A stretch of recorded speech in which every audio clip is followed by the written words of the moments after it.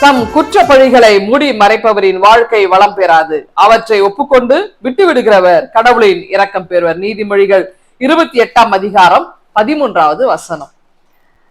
ஒருவருடைய பொருளை நாம அபகரிச்சிட்டோம்னு வச்சுங்களேன், அல்லது பிறருடையதை நமக்கு வந்துருச்சு, நம்ம கையில நம்ம எடுத்துக்கிட்டோம், அநியாயமா நம்ம சம்பாதிச்சிட்டோம் அப்படின்னா நமக்கு வாழ்க்கையில நிம்மதியே இருக்காதுங்க. என்னைக்காவது ஒரு நாள் அதை யோசித்து யோசித்து நம்ம நொந்து நொந்து நமக்கு கொஞ்சம் கொஞ்சமா நம்ம செத்து கொண்டே இருப்போம். ஐயோ, இது அவங்களுடைய இது அவங்களுக்கு சேர வேண்டியது, இது அநியாயமா எடுத்துட்ட அப்படின்னு நம்ம நிம்மதியே போயிடும். ஒரு உதாரணம் பார்த்தீங்கன்னா திருமறையில யாக்கோப்புங்க, சரியான உதாரணம். யாக்கோப்பு, அதாவது இவர் என்ன செய்யறாருன்னா தன்னுடைய சகோதரனுடைய ஆசையை இவர் எடுத்துக்கிட்டார். அப்போ இவருக்கு ஒரு கட்டத்துல இதெல்லாம் யோசிச்சு பாக்குறாரு. ஐயோ, அண்ணனுடையதை நான் அபகரிச்சுட்டேனே, அண்ணனுடைய உறவு எனக்கு இல்லாம போயிருச்சு, சொந்த பந்தங்களெல்லாம் விட்டு தூரம் இருக்கிறனே. அப்போ இதெல்லாம் அவர் தனிமையில ஒன்னொன்னா யோசிக்கிறாருங்க. அப்போ ஒரு நேரத்துல, இரவு நேரத்துல இவருடைய பாவங்கள் ஒவ்வொன்றா இவருக்கு முன்னாடி வந்து நிக்குது. அதை ஒருவர் உணர்த்தி கொண்டே இருக்கிறார். பாவத்துக்கும் யாக்கோப்புக்கும் மிகப்பெரிய ஒரு போராட்டம். இந்த போராட்டத்துல போராடி கொண்டிருக்கிறார். ஒரு கட்டத்துல அதுல இருந்து வெளிவர முடியாம திணறார். அந்த நேரத்துல தன்னுடைய முழு ஆற்றலையும் முழு சக்தியும் தன்னோடு தனக்கு சொல்லி கொடுத்திருந்தார் இல்லையா, உணர்த்தி கொண்டிருந்தார் இல்லையா, அவருடைய கரங்களை அர்ப்பணிக்கிறார். அப்போதான் அவர் யார், கடவுள் அப்படின்றத உணர்ந்து கொள்றார். இப்போ அது அப்படியே கடவுள் தான் அப்படின்னு உணர்ந்த உடனே அவரை இறுக பிடிச்சுக்கிறார். யாக்கோப்பு பிடிச்சிட்டு, நீ ஆசீர்வதித்தால் வழியே நான் உன்னை விட மாட்டேன் அப்படின்றார்.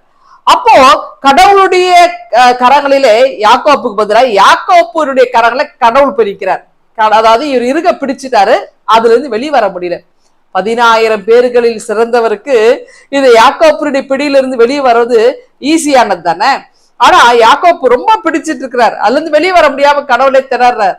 அப்போ அவர் என்ன செய்யறாருன்னா, கடவுள் அந்த இடத்துல அவருடைய எல்லா பாவங்களிலிருந்தும் அவர் ஒன்னொன்றாய் உணரும் பொழுது அதிலிருந்து அவருக்கு மீட்பை கொடுக்கிறார். மீண்டும் அவர் இழந்த அந்த அமைதியை அவர் பெற்றுக்கொள்கிறார். இப்ப இதனால என்ன நடக்கு தெரியுமா, அவரோட பேரையே மாத்துறாருங்க. அவருடைய பேரை மாத்திரல, இஸ்ரேல் அப்படின்னு மாத்துறாரு. இது மட்டும் பேர் மட்டுமே இல்ல, அவருடைய வாழ்க்கையே மாறி போயிருச்சு முற்றிலுமா. அந்த மனிதன் பழைய நிலைமைக்கு வரான். அதாவது பழைய நிலைமைனா அந்த அமைதி, இழந்து போன அந்த அமைதி, சிறு வயதில பெற்ற அந்த சந்தோஷம், அந்த அன்பு, இதெல்லாம் அவன் மீண்டும் அதை பெற்றுக்கொள்றான்.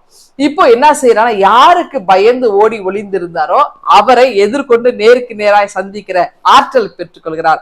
சகோதரன் முன்பாக 7 முறை அவர் விழுந்து எழுந்து வணங்கி சகோதரனை கட்டி அணைக்கிறார். அவருடைய சகோதரனும் இவரை கட்டி அணைக்கிறார். அப்போ இதுதான் ஒரு மிகப்பெரிய ஒரு மீட்பு. அப்போ தாம் செய்த துன்பத்திலிருந்து, நம்ம செய்த பாவங்களிலிருந்து, குற்றங்களில் நம்ம வெளியே வரணும்னா கடவுளை நம்ம இறுக பற்றி கொள்ளணுங்க. கடவுளை பிடித்து கொண்டு, கடவுளே நான் செய்த பாவத்துக்கு வெளியில வரத்துக்கு எனக்கு உதவி செய்யுங்க, எனக்கு இந்த சமாதானத்தை கொடுங்க, சந்தோஷத்தை கொடுங்க அப்படின்னு நம்ம கேட்கும் போது நிச்சயமாய் கர்த்தர் நம்ம எல்லா தீங்கிலிருந்தும் நம்ம விலக்கி மீட்கிறவராக இருக்கிறார். அந்த ஆண்டவர், நீங்கள் ஆண்டவரை இறுக பற்றி கொள்ளும் பொழுது உங்க வாழ்க்கையில கூட சந்தோஷத்தையும், நீங்கள் இழந்த அந்த நிம்மதியையும் அமைதியும் உங்க வாழ்க்கையில நாளும் கொடுப்பார். இந்த சிந்தனையோடு இந்த நாளை நீங்கள் துவங்குங்கள். ஆண்டவர் உங்களை ஆசீர்வதிப்பாராக. ஆமென். எங்கள் அன்பின் ஆண்டவரே, இந்த நாளிலே அமைதி இழந்தோருக்கு அமைதியை நீர் வழங்குவீராக. மீட்பர் இயேசுவை ஜெபிக்கிறோம் எங்கள் அன்பின் கடவுளே. ஆமென்.